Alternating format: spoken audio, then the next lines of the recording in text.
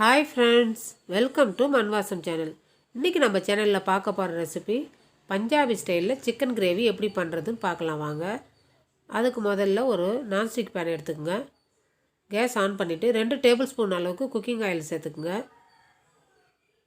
சேர்த்துட்டு 2 ஏலக்காய், 4 கிராம்பு, ஒரு பட்டை, ஒரு பிரிஞ்சி இலை, ஒரு அன்னாசி மொக்கு இதெல்லாம் சேர்த்து லைட்டா வதக்கி விடுங்க.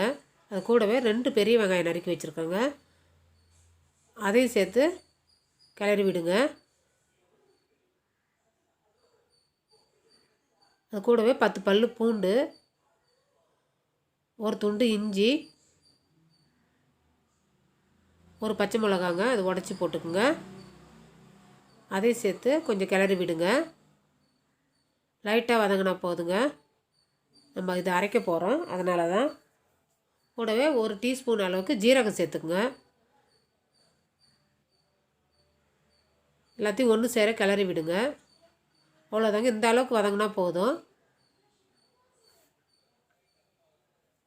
அதுக்குள்ளார நம்ம சிக்கனில் மஞ்சத்தூள், 1/2 கிலோ சிக்கன் எடுத்துருக்கேங்க நான்.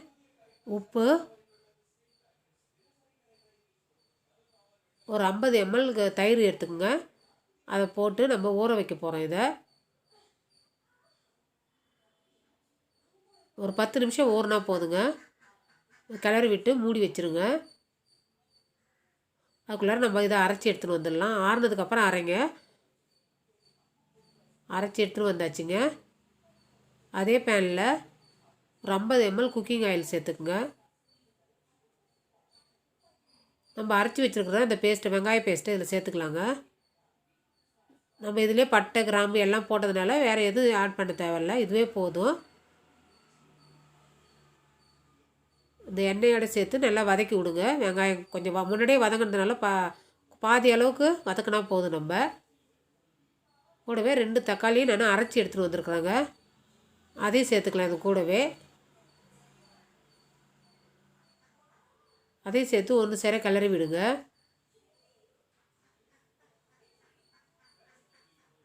இந்த ரெசிபி பார்த்திங்கன்னா ஹோட்டலில் வாங்குகிற மாதிரியே இருக்குங்க சுவை.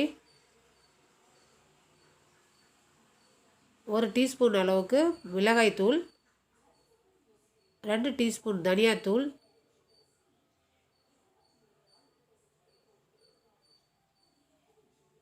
1 டீஸ்பூன் ஜீரகத்தூள் கூட எல்லாத்தையும் போட்டு இந்த பச்சை வாசனை போகிற அளவுக்கு வதக்கிக்குங்க. மசாலா எல்லாத்தையும்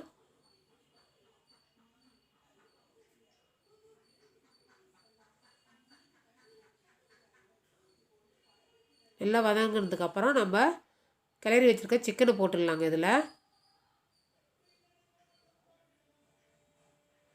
அதையும் சேர்த்து அந்த மசாலா கூட ஒன்று சேர பரட்டி விடுங்க.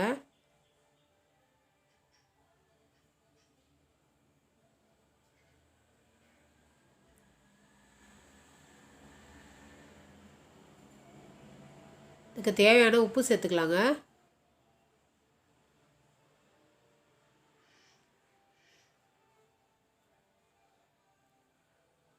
பாய்லர் சிக்கன்ன்றதுனால சீக்கிரமாக வெந்துடும். ஒரு 5 நிமிஷம் மூடி போட்டு வேக விடுங்க. தண்ணி எதுவும் சேர்க்கலை நான். இதே நாட்டுக்கோழியாக இருந்தால் கொஞ்சம் டைம் எடுக்கும். அதுக்கு தகுந்த மாதிரி நீங்கள் சமைச்சிக்கலாம். இதே மெத்தடில்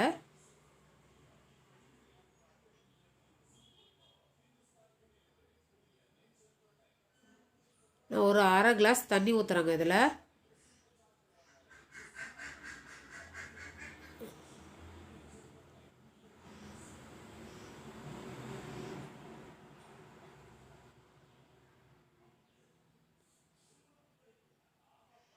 திருப்பி மூடி போட்டு ஒரு 10 நிமிஷம் குக் ஆகட்டுங்க. அதுக்கு மேலே தேவையில்லை.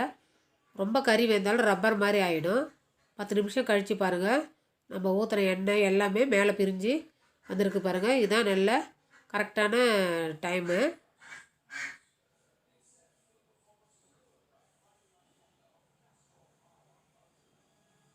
ஒரு 1/2 டீஸ்பூன் கரம் மசாலா போட்டுட்டு அது கூடவே கசூரி மேத்திங்க, இதை கையால் பொடி பண்ணாலே பொடி ஆகிடும்.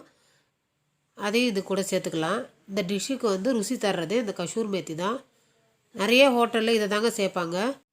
அவ்வளோதாங்க, டிஷ் ரெடி ஆகிடுது. இந்த ரெசிபி பிடிச்சின்னா மன்வாசம் சேனலை லைக் பண்ணுங்கள், ஷேர் பண்ணுங்கள், கமெண்ட் பண்ணுங்கள், சப்ஸ்கிரைப் பண்ணுங்கள். தேங்க்யூ.